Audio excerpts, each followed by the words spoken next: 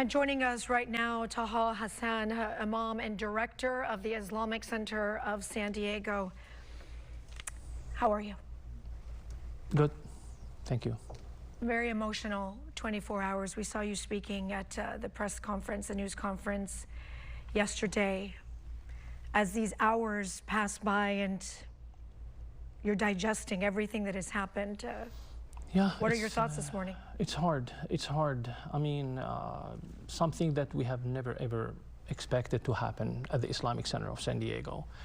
I mean, we had before like attempt to vandalize or, you know, hate males, something like this. But to this point, having shooters going inside the building and shooting our people, this was something that we have never expected. You were actually there yesterday. I was inside the building. Tell us what happened. So basically, in the morning, around 10, I had a class from Escondido, students coming to visit the Islamic Center, have a tour. I gave them presentation, answered their questions. Around 11, I finished with them around 11:15. So I escorted them outside, so they left. And then I went to the office. Inside the office, I checked on my staff. I went to the security guard. I told him, okay, I will go upstairs, get ready for the prayer and come back. I went upstairs, 5-6 minutes, I started hearing the shooting. So I tried to hide upstairs until the law enforcement arrived, and they started going through all the rooms and the classrooms, and they got us escorted outside. When you say you heard those gunshots, did you recognize right away, did you know right away, these are gunshots? No, no. I thought somebody was slamming the doors. I thought somebody was slamming the doors. So I was like, who is doing this, you know? And until I got a phone call from my admin telling me, you know, active shooters and the security guard is dead. You got a call while you were upstairs? Yes, from my admin who was in the office downstairs. The security guard, we're starting to hear more and more about him, father of 8 children, someone who was very loved.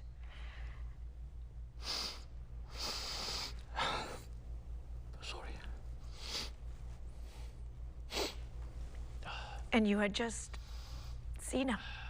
Brother Amin is an amazing man. He can't stop smiling to everyone. Everyone loves him, especially the kids of the school.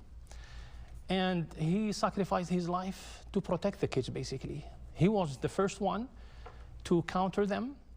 He was the first one to call on his walkie-talkie to all the teachers. There's active shooter, lock the doors.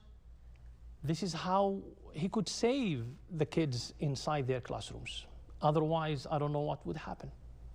So we are mourning him. I mean, even the 2 other brothers, one of them is, we consider him as our grandfather. He was at the Islamic Center since 1986, when they broke the ground to build the Islamic Center. He has been there for the last 40 years. He is the cook, he is the caretaker. Whenever I need anything, for the last 22 years I've been at the Islamic Center as the Imam and the director, I couldn't do anything without him. He's gone. This is unfortunately what we have witnessed yesterday. You mentioned yesterday when you spoke, this has never happened here, you never expected anything like this. But was something like this ever in the back of your mind when you witnessed all the hate and all the violence that was happening, not just in this country, but all around the world? You realized this is San Diego, this wouldn't happen. This community is maybe more open. But is it always somewhere in the back of your mind, and this becomes your biggest fear come to life? Of course. And we have been doing everything we could to protect our house of worship, to protect our congregants. So we applied for the grant from the Homeland Security. We did the fence. We hired armed guards. We have now, you know, security cameras covering every single spot, inside, outside. I mean, what could we do more than this? You know, I'm very involved in the interfaith work. When I meet with my interfaith colleagues, we used to talk about, you know, what kind of program you are doing to keep the kids off street and all this. Now we are talking about what kind of grant you are having to secure your house of worship. You know, houses of worship are supposed to be the most peaceful places on earth. People come to the Islamic Center to pray, to meditate, to learn, to celebrate. This is what we do at the Islamic Center. You know, it's not a battlefield. And when you see, you know, houses of worship all over the nation, all over the world, being subjected to this kind of violence and crimes, I don't know what else we can do, honestly. You may not remember, I came to your center mosque many, many, many years ago. I remember you very well. Do you remember? Of course, with our Girl Scout troop. Yes, Right. I remember. And you gave me a tour, you showed me around. Yeah.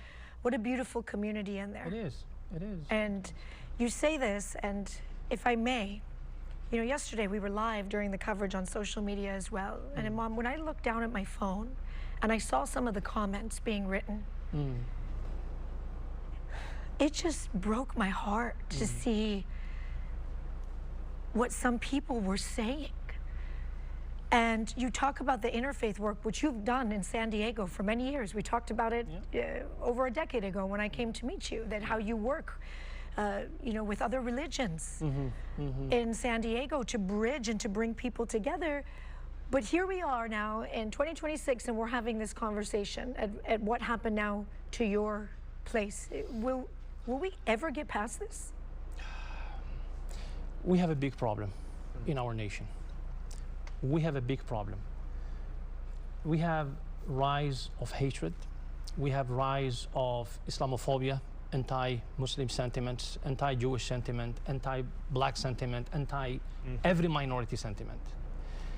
And I don't know, we as faith leaders, as educators, as media people, as elected officials, we all carry the responsibility of guiding and shaping our nation. The question is, what are we doing? What are we doing? So many of us are not even paying attention to what we are saying from the pulpit. Our elected officials, they are not even watching their words when they dehumanize a community and just give the green light to haters to carry out these horrible crimes. So we have a problem, and we have to face this problem. We have to address it. We have to solve it. I think you said it all, educators, because this is a lot about education and just ignorance about other people who are different than us. If somebody is not like you, then you're against them. There's a lot of that sentiment now, which is dangerous. And it's uneducated and it's ignorant. We've talked a lot about the why this happened, but how to fix it is the bigger question. You've done this for a long time, interfaith and everything else. Why is the message not getting through? And what needs to change in our approach? Because there are some people who have more power than the faith leaders in the nation, who are spreading hatred, whether intentionally or unintentionally. They are using their platforms, instead of using their platforms to bring people together and spread the culture of tolerance and love and acceptance, they are doing totally the opposite. They are dehumanizing minorities and just giving the permission to people who are filled of hatred to carry out these crimes, unfortunately. And we have seen this, you know, around the nation. We have seen this around the world. You know, we didn't forget what happened in New Zealand in 2015. Yes. So this is the problem. And I'm shocked when we talk about education and everything else. This is a 17-year-old and an 18-year-old. 17 years old. How did that happen so quickly? The escalation of what you said, this hatred and everything else. Yeah. Unfortunately, this thing, exactly. We keep bringing this up, but this makes the world a lot smaller, and the communication, and people find their little group of hate, and it festers. Yeah? 17 years old to do something like this, where do they find such hate so soon in life? Unfortunately, online, on social media. Young people are brainwashed by someone from behind the screen. just showing them that it's cool to carry an AR-15 and go and do, it's cool, it's, you know, and they are not mature enough to understand. Maybe they have never had a conversation around the dinner table with the family.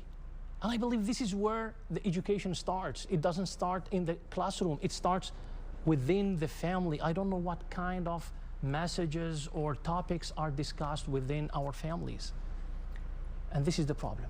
Very large Muslim community in San Diego. Yeah. What do you want people to know about this community here? My community is a peaceful community. We are people like everyone else in our neighborhood, in our city, in our county, in our nation, working very hard to provide for our families, to send our kids to the best schools, to afford decent vacation for our families. We're trying to do everything we can to contribute positively to the betterment of our society, you know. And often when we break bread and we share a cup of tea or coffee with our neighbors and we start the conversation, at the end of the conversation we realize that, hey, I mean, just because you pray the way I don't, or you like the food I don't, or you speak an extra language than me, it doesn't make you like a threat to my lifestyle. Yeah. And this is what is needed, just to connect, to start the conversation, to talk, to knock the doors on one another and invite one another. This is what it takes. And my community has been doing a lot. You know, we tried always our best to make our city, to make our county, you know, the best. But when you see such crimes happening at your house of worship, you start asking yourself, I mean, what was wrong? Yeah. What was anything that I could do and I didn't do it? This is the question that we are asking. My community is mourning. My community is hurt, you know? And we're trying our best as leaders serving the Muslim community to bring the healing and to my community members. Imam Taha Hassane, we appreciate your time. Thank you for coming here today and sharing all of this. Thank you so much. I really appreciate it. Thank you.